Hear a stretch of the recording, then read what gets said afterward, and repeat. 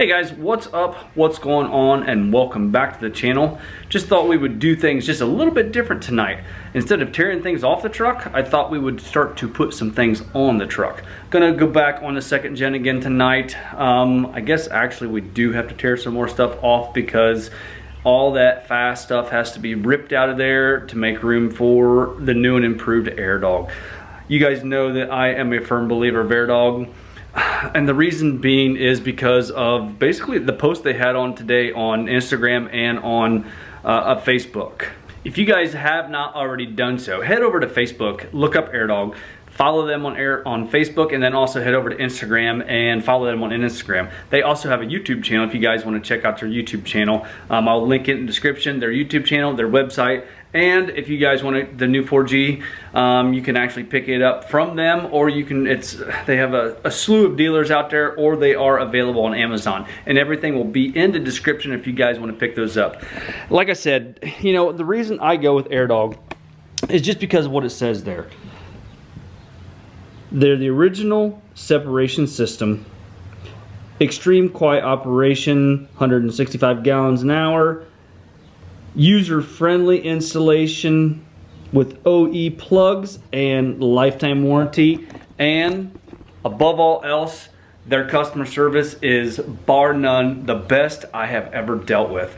And now I know I might be partial because I like their systems, but it's just, you guys call someplace and you call them, you need something, they're going to do their best to help you out. They're going to bend over backwards to help you.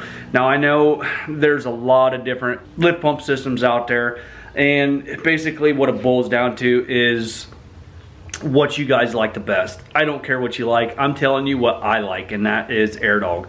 I have had nothing but good luck with their pumps, and I've had nothing but good luck with their customer service. So right now, we're gonna go ahead and unbox this, see what all is in there. Pretty much the same, get the same pump for the second gen as what we put on the dually. Like I said, this is the same pump that we put on the dually last summer. This is for the Cummins 98.5 to 04, so it covers both my trucks.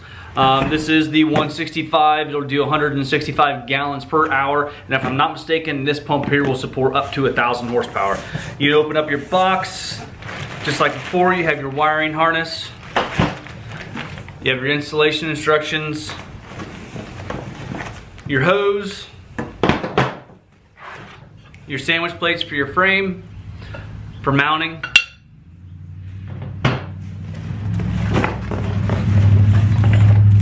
This is all your mounting hardware. It's got your bracket in it, all your fittings. And then you have the pump itself. The pump, it does come fitted with filters on it. And what's nice about these, they are a self-priming pump. So do not have to fill these filters up. Most of the time I do go ahead and crack them just a little bit. Just to ensure that there is fuel in the filters. One thing you want to make sure of is make sure everything is intact before you start putting everything together. Open up your box of goodies, make sure everything is in there, that you don't want to get halfway through your installation and figure out you're missing something.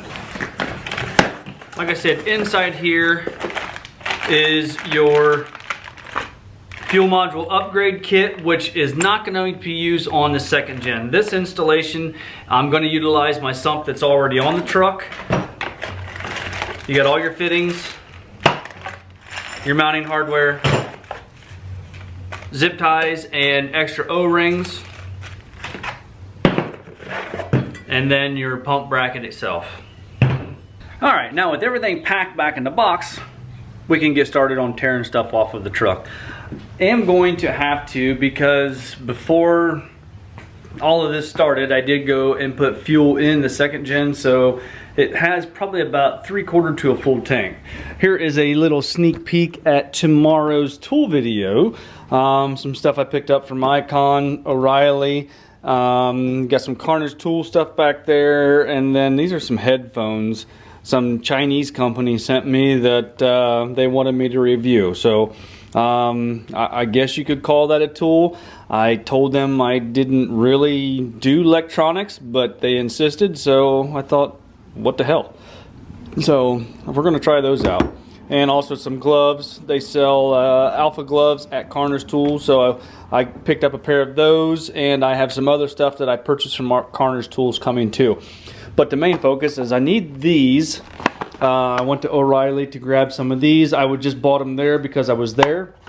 Going to be using them on the second gen, probably the small pair or the medium pair, to pinch off that fuel line coming out of that sump, because like I said, I have just about a full tank, and this is going to be quite a treat to be able to get lines switched around from the bottom of the sump to the AirDog. So, and I don't really, I guess I could drain it out and put it in a dually, but I just filled up the dually too.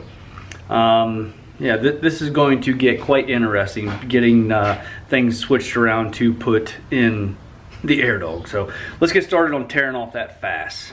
Been looking forward to this day for a long time. One of the first things I'm going to do is this line right here actually goes up to a manifold right over here, and that's where my fuel pressure gets read inside the cab. This is a live gauge. I have all live gauges inside the cab of the truck, so I'm going to have to pull off this braided line. It's teed into the main line right there to read pressure coming out of the lift pump. So I want to pull this off first. And then this is where a lot of the issues, or this is where all the issue was coming from when I was getting that that pulsing or that vibration in the fuel pump, or in the fuel pressure gauge itself. It is right here because it's so close to the VP44. It was reading and hearing the vibrations out of the back of the pump. So by putting that smaller orifice in, if you guys remember right, a while ago, I was able to get rid of that pulsating and not have that anymore. So when we do this, we're actually going to move this down quite a bit. You can see there's quite a bit of slack right here in this this feed line going up to the manifold for the gauge. So let's remove that first.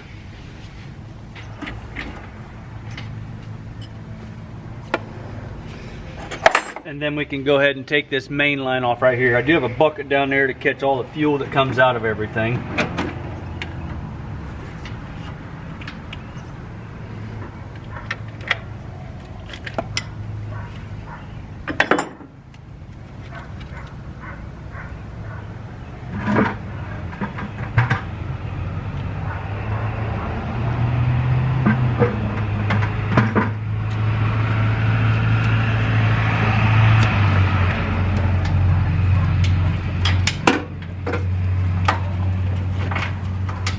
Now if that's done, we'll go ahead and unplug our electrical and get it out of the way, because I'm going to go ahead and use the new, I'm going to use all new stuff from the AirDog kit.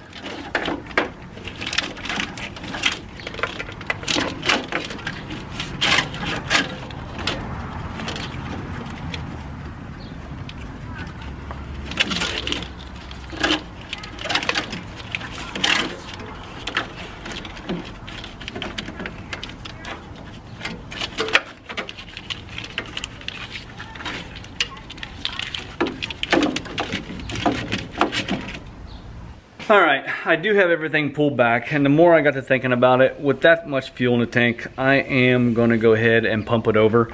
I did pull everything out of there, and then I cut this end off. This is where it went into my sending unit for the fuel gauge, or the fuel pressure gauge inside the cab, and then this went into the VP44. You can see, you guys can see how cracked and crappy that fuel line actually is. So it was pretty much about on its way out anyway. So I'm glad I've decided to go ahead and take care of this. You can see they have like 5 different clamps on there. Obviously it's only 3, but it looks so hateful and crappy. So when we switch this up and change things out, we are going to make that look a lot better. This actually probably will not be seen, because I'm going to pull it down You can see I already have that braided line right there pulled down and through. I'm gonna set it on the frame, mount it to the frame, do something and get it back away from all this stuff. This is just such a cluttered mess, this area right here, and I just want to clean it up, make it look a little bit better. I don't know who put all this cover on here, but I don't like it, so we're going to get rid of all that stuff on these. Basically they're hydraulic lines. This is for the power steering, and clean everything up. One thing I will advise, you can see what I've done here. Everything that goes to the ground, I have them zip tied together, and then everything goes to the positive, I have that zip tied together. That way you know, and you can keep everything together and organized. Another thing that I'm going to do, I pulled my PCM off. You can see I do have everything labeled. Right now it sits in a truck like this. And you can see how close it puts that harness to the hood stack when it's going to be coming out of there. So what I actually want to do is I'm going to orient it like this and put it back down in there. But you can see that has just 3 mounting tabs, so I'm going to have to pull this plate out right there and drill some holes in it to put the mounting screws in there. So I did mark everything 1, 2, and 3 on the plugs, and then 1, 2, and 3 on the box itself, just in case I would screw things up putting it back together. There's always that possibility. I mean, we're only human, we make mistakes. So that'll sit like that down in here now.